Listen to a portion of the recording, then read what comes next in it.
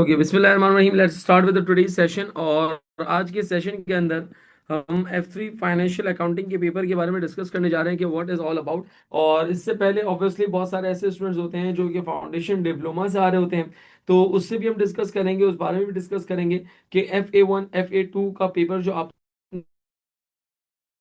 Already पढ़ा हुआ है उससे कितना परसेंट रिजेंबल करता है। एंड एक और इम्पॉर्टेंट चीज कि बहुत सारे ऐसे स्टूडेंट्स होते हैं जो ए लेवल्स करके आ रहे होते हैं या अपना ग्रेजुएशन करके आ रहे होते हैं, और ऑब्वियसली वो F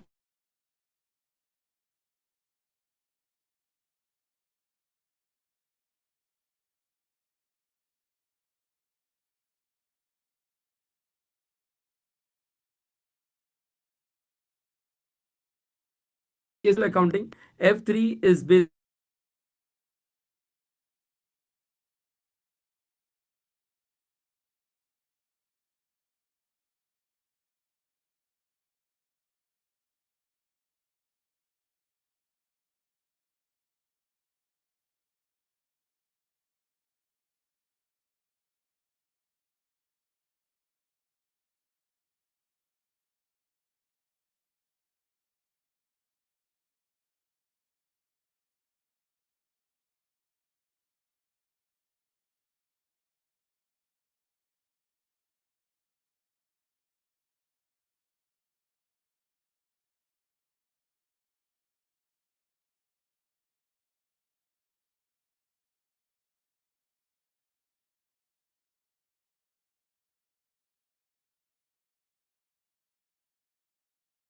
okay, F3 financial accounting किस तरीके से हमें लेके चलना है इसको। देखिए, फाइनेंशियल अकाउंटिंग का पेपर पढ़ने से पहले ऑब्वियसली बहुत सारे स्टूडेंट्स जो होते हैं वो आपके पास जो है वो फाउंडेशन डिप्लोमा के बैकग्राउंड से आ रहे होते हैं। फाउंडेशन डिप्लोमा के बैकग्राउंड का मतलब ये है कि आपके पास यहाँ पर जो स्टूडेंट्स आ रहे हैं वो FA1 एंड FA2 यानी कि जो इसका बेसिक पेपर है वो पेपर आपके पास यहाँ पर पढ़कर आ रहे होते हैं, यानी कि पेपर जो है वो करके आ रहे होते हैं। इसका मतलब ये है कि सर ये पेपर आपके लिए कोई नया नहीं है, ये पेपर आपके पास कोई नया नहीं है, आपने इससे पहले इसके बेसिक्स को पहले ऑलरेडी किया हुआ है, आपने उसके बेसिक्स को ऑलरेडी पहले करा हुआ है, तो ऑब्वियसली आपको कुछ ना कुछ असिस्टेंस मिलेगी। अच्छा, क्विकली लेट मी रिकैप के सर FA1 और FA2 कि वो कौन से एरियाज हैं जो F3 के अंदर भी टेस्ट किए जाएंगे, वो कौन से एरियाज हैं जो F3 लेवल के ऊपर भी टेस्ट किए जाएंगे। तो उन एरियाज के बारे में थोड़ा सा मैं आपको ओवरव्यू दे दूं कि वो कौन से एरियाज हैं जो कि आपके पास F3 के अंदर भी टेस्ट किए जाते हैं। अच्छा, अगर हम देखें तो हमारे पास कुछ FA1 और FA2 के अंदर कुछ बेसिक आपके पास यहाँ पर जो है वो चैप्टर्स थे। लाइक आपके पास जो है वो सेल्स टैक्स का एक टॉपिक था, इसी तरीके से कंट्रोल अकाउंट का एक टॉपिक है, कंट्रोल अकाउंट रिकंसिलिएशन का आपके पास एक टॉपिक है, इसी तरीके से आपके पास जो है वो करेक्शन ऑफ एरर्स का टॉपिक है, करेक्शन ऑफ एरर्स का टॉपिक है, control account reconciliation, correction of errors, इसी तरीके से bank reconciliation statement, incomplete record जो आपने FA2 के अंदर पढ़ा होता है, इन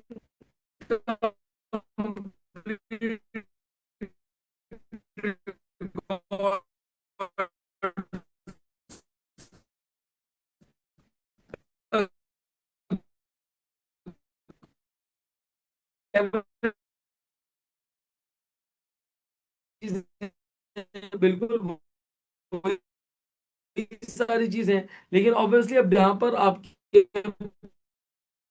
पास वही चीज़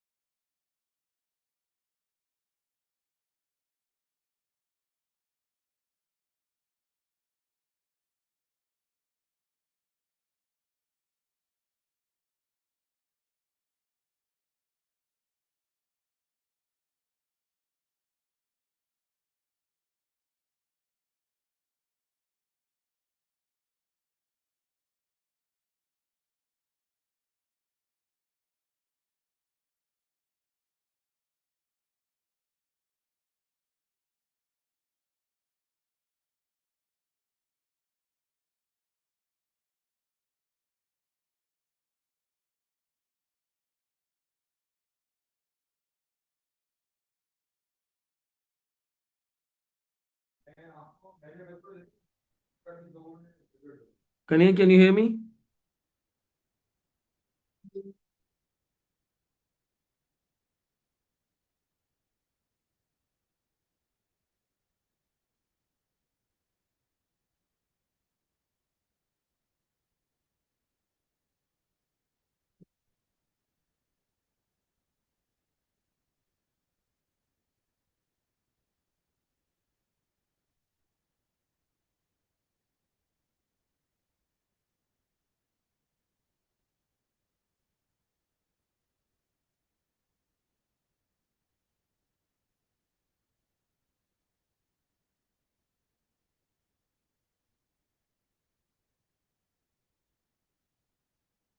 ये सारे टॉपिक्स हैं जो कि आपने ऑलरेडी पढ़े हुए होंगे।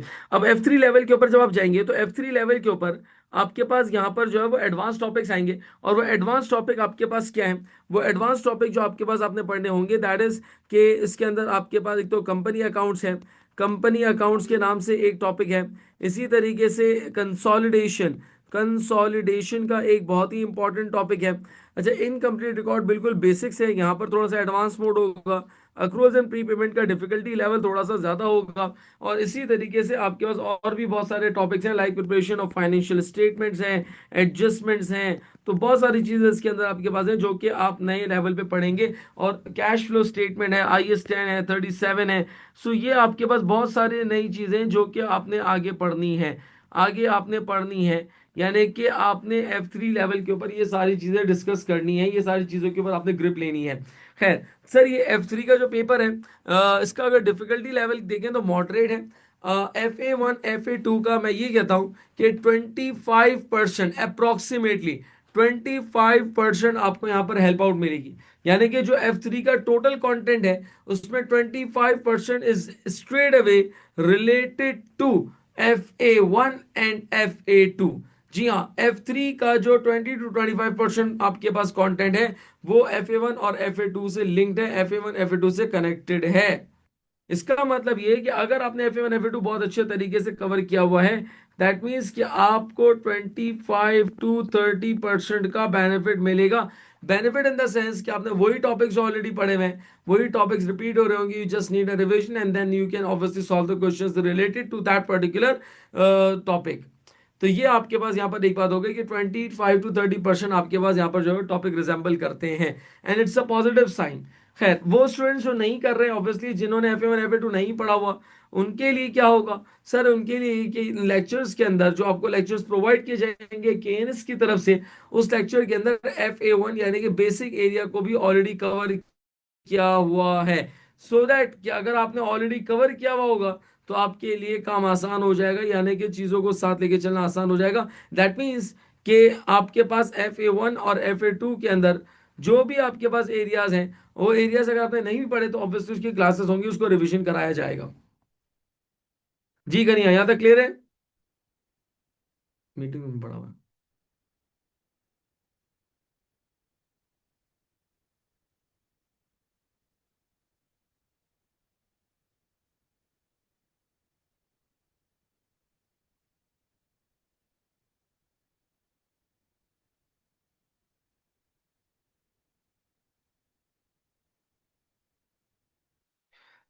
अच्छा, अब F3 का अगर हम पेपर पैटर्न देखें, पेपर पैटर्न हमारे पास क्या है, यानी कि किस तरीके से पेपर टेस्ट होगा।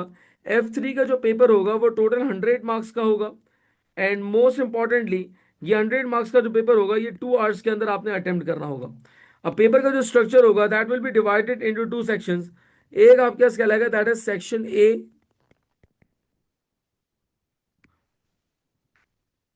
और एक आपके पास कहलाएगा दैट इज सेक्शन B।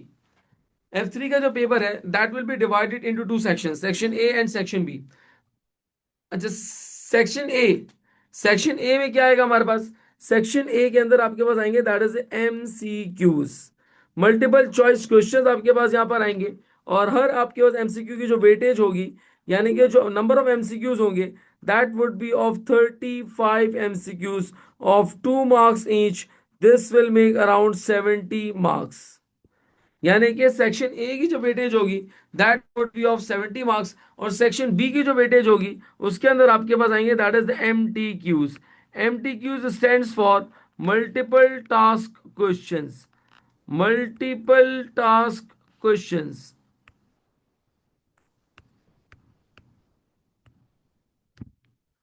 अच्छा, अब एमसीक्यूज में क्या होगा? Total 35 MCQs of 2 marks each, that makes 70 marks. और एमटीक्यूज के अंदर दो क्वेश्चंस आएंगे, दो क्वेश्चंस आएंगे only, that is question 1 and 2। Question 1 के अंदर यानी कि जो एमटीक्यू बनेगा, क्वेश्चन 1 का जो एमटीक्यू बनेगा that would be of 15 marks. और क्वेश्चन बी का जो एमटीक्यू बनेगा that would be of question 2 जो होगा that would be again of 15 marks. So it means दोनों के एग्रीगेट मिला के आपके पास 30 मार्क्स का एक एरिया बनेगा। अच्छा, एक और चीज के अंदर, सॉरी, एक और चीज कि सेक्शन बी के अंदर अब एक छोटा सा चेंज है, वो ये कि क्वेश्चन नंबर 1 and 2 जो आपके पास यहाँ पर है, that would be of 15 marks, 15 marks each, 15 marks each. और इसी तरीके से अब चेंज क्या है कि नॉर्मली क्वेश्चन नंबर 1 और 2, सेक्शन बी का जो क्वेश्चन 1 और 2 है, बहुत एपिसोड होता था, कभी क्या पूछ रहा है, कभी क्या पूछ रहा है। लेकिन लास्ट कुछ अटेम्प्ट से एग्जामिनर ने एक ट्रेंड बना दिया है कि सेक्शन बी के अंदर क्वेश्चन 1 और 2 यानी कि जो दो क्वेश्चन होंगे और 15-15 marks each, that will make of 30 marks. Sir in questions के अंदर यानी कि जो क्वेश्चन आपके पास यहाँ पर है, इन क्वेश्चंस या इन चैप्टर्स के अंदर जो एक क्वेश्चन आपके पास सबसे ज्यादा एक्सपेक्टेड है, दैट इज वो क्वेश्चन जो सबसे ज्यादा एक्सपेक्टेड है, that is related to consolidation. जी हाँ, कंसोलिडेशन के अंदर स्ट्रेट अवे 15 मार्क्स ऑब्टेन करने की स्ट्रैटेजी मौजूद है। सो IF3 का सबसे इंपॉर्टेंट टॉपिक अगर मैं कहूं, so that is the consolidation. Consolidation के अंदर आपके पास बहुत सारी चीजें जो कि एग्जामिनर टेस्ट कर सकता है। जी यहां तक क्लियर है सबको?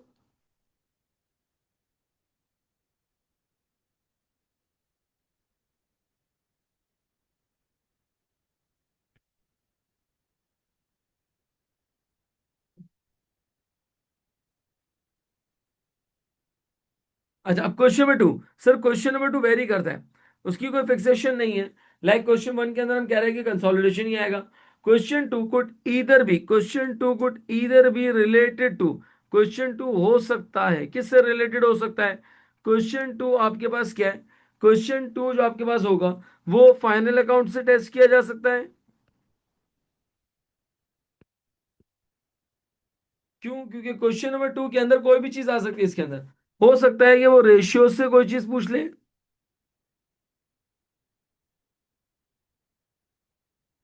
फाइनल अकाउंट से रिलेटेड आपके पास कुछ आ जाए, या रेशियो से रिलेटेड आपके पास कोई चीज पूछ ले।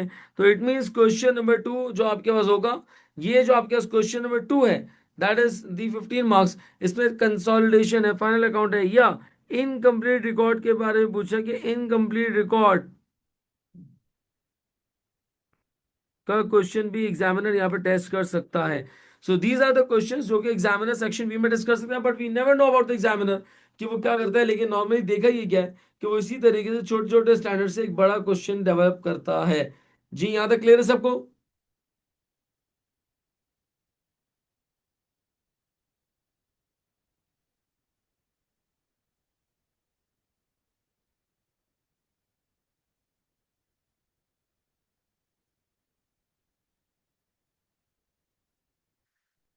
अच्छा, अब एमटीक्यूज में क्या होता है? एमटीक्यूज बेसिकली कोई बहुत रॉकेट चीज नहीं है, कोई बहुत रॉकेट साइंस नहीं है इसके अंदर।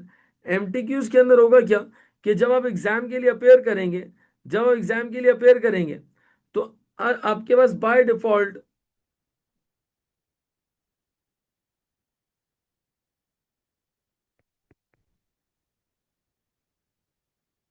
जब एग्जाम के लिए अपेयर करेंगे तो बाय डिफॉल्ट आपके पास यहाँ पर एक एमटीक्यू आएगा। अब एमटीक्यू के अंदर होगा क्या कि आपके पास एक पूरा क्वेश्चन यहाँ पर दिया हुआ होगा, यानी कि पूरा क्वेश्चन आपके स्क्रीन के ऊपर आ जाएगा। अच्छा, इस क्वेश्चन की रिक्वायरमेंट आपके पास जो मेन स्क्रीन है इसके अपर हैंड पे आ रही होगी। अब ये जो आपके पास पूरा पेन है ये कहलाता है क्वेश्चन पेन। क्या कहलाता है ये?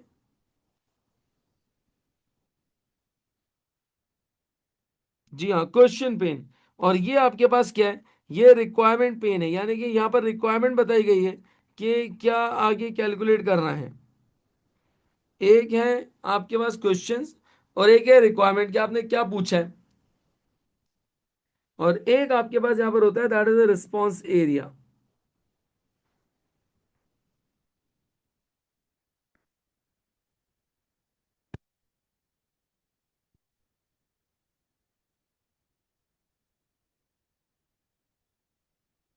रिस्पॉन्स एरिया यानी कि ये रिस्पॉन्स एरिया यहाँ पर होगा क्या, यहाँ पर एक पूरी फाइल बनी हुई होगी एक्सेल की।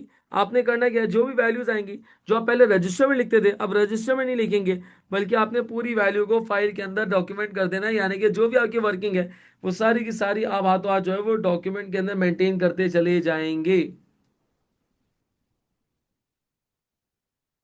ठीक है, ये बात समझ में आ रही है?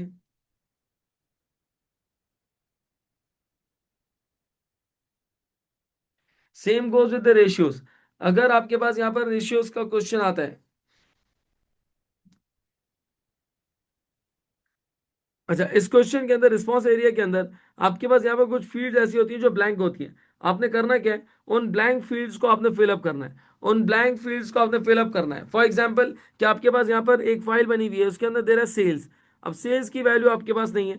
सेल्स की वैल्यू को आप कैलकुलेट करेंगे एंड देन इस ब्लैंक फील्ड के अंदर जो आपके पास बॉक्स आ रहा है, उस बॉक्स के अंदर करेक्ट आंसर को टाइप करेंगे। इसको हम कहते हैं MTQs, मल्टीपल टास्क क्वेश्चंस। क्या मेरी बात समझ में आ रही है?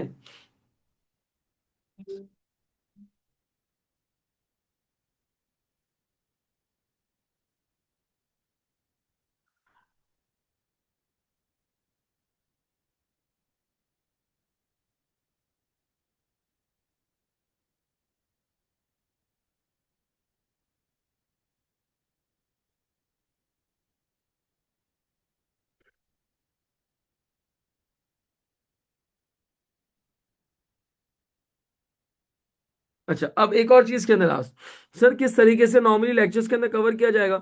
लेक्चर्स जो हमारे पास यहाँ पर F3 के मौजूद हैं फाइनेंशियल अकाउंटिंग के, याद रहे ये हमारे पास जो लेक्चर्स हैं ये 100% हमारे पास रिकॉर्डेड लेक्चर्स हैं। लेक्चर्स हमारे पास यहाँ पर जो है ये 100% लेक्चर्स जो है वो आपको प्रोवाइड किए जाएंगे एंड 100% आपको लेक्चर्स यहाँ पे प्रोवाइड किए जाएंगे। और याद रखिएगा कि ये आपके पास यहाँ पर 100% लेक्चर्स आपके पास अवेलेबल होंगे। You can watch the videos at any point of time even which time is comfortable for you. आप उस टाइम पीरियड के अंदर भी पेमेंट यानी कि उस टाइम पीरियड के अंदर भी आप लेक्चर्स अवेल कर सकते हैं जिसमें आप कंफर्टेबल हैं। आपको वेट करने की ज़रूरत नहीं है।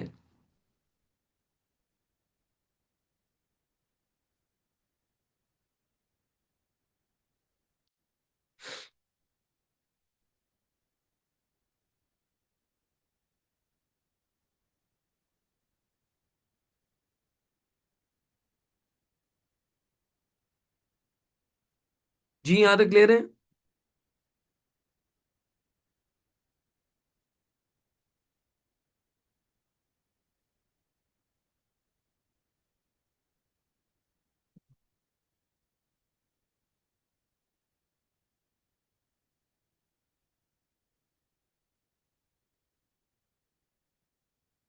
अच्छा, अब ये जो F3 के जो लेक्चर्स हैं you can definitely contact with admin. Admin से आप कांटेक्ट कर सकते हैं। इसके अंदर आपके पास प्रैक्टिस भी कराई गई है, यानी कि जो प्रैक्टिस है अलॉन्ग विद दिस आपको BPP एंड कैपलान की सॉफ्ट कॉपी यानी कि जो किट है उस किट की आपको जो है वो सॉफ्ट कॉपी प्रोवाइड की जाएगी।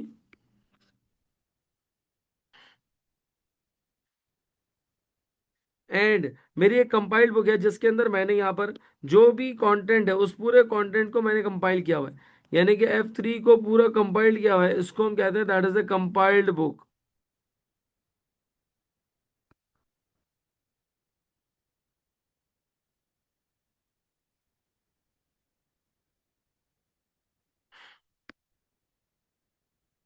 Yes, surely I can show you.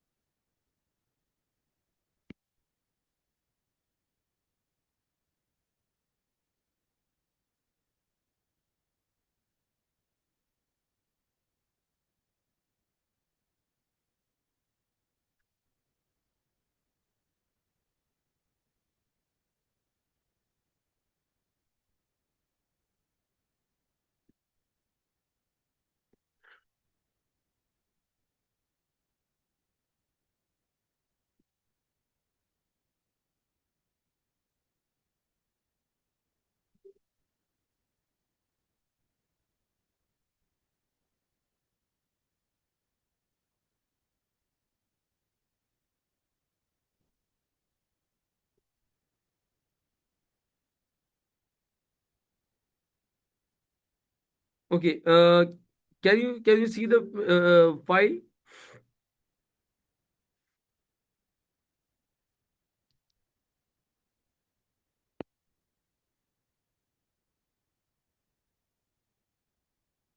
Yes, okay. That is a question of section C, basically section B. इसके अंदर पूरा आप देखिए पूरा क्वेश्चन दिया हुआ है। अब इस क्वेश्चन के अंदर ये आ गया रिस्पॉन्स एरिया। अब इस रिस्पॉन्स एरिया के अंदर उसी क्वेश्चन से रिलेटेड आपके पास यहाँ पे डिफरेंट टास्क पूछेगा। फॉर एग्जाम्पल, अगर आपने IS2 के अंदर पढ़ा है IAS 16, सॉरी, आपने IAS 16 पढ़ा होगा FA2 के अंदर। अब जब IAS 16 आपने देखा तो IAS 16 ने आपको डेप्रिसिएशन कैलकुलेट करना सिखाया। अब आपने करना क्या है कि आपने यहाँ पर जो है वो स्टूडेंट को, यानी कि ये करना है, स्टूडेंट को ये करना है कि वो आप IAS 16 के मुताबिक जो है वो डेप्रिसिएशन कैलकुलेट करेगा, and then that amount will be entered in the cost, that is the income statement. फिर उस अमाउंट को इनकम स्टेटमेंट के अंदर रिकॉर्ड कर देंगे।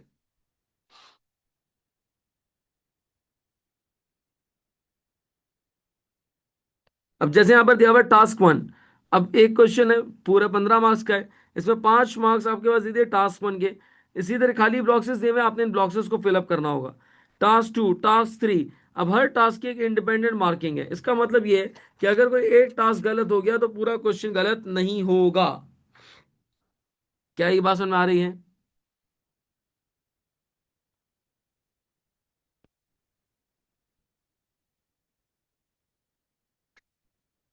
Okay, that was the introduction of F3 financial accounting paper. I am also sharing my contact number, और कोई problem, कोई कंफ्यूजन हो, you can definitely raise me out. और कोई भी आपने जो है वो F3 से रिलेटेड या financial accounting and financial reporting से रिलेटेड कोई भी अगर आपकी क्वेरी हो, you can definitely raise. FA1, FA2, F3, F7 financial reporting paper है। तो इनसे रिलेटेड कोई भी अगर आपकी क्वेरी हो, डेफिनेटली आप मुझे व्हाट्सअप कर सकते हैं। I am just a message away. इंशाल्लाह मैं आपको as early as possible reply कर दूंगा। Thank you all for joining this session. I wish you all a very best of luck for your upcoming preparation and for your upcoming papers.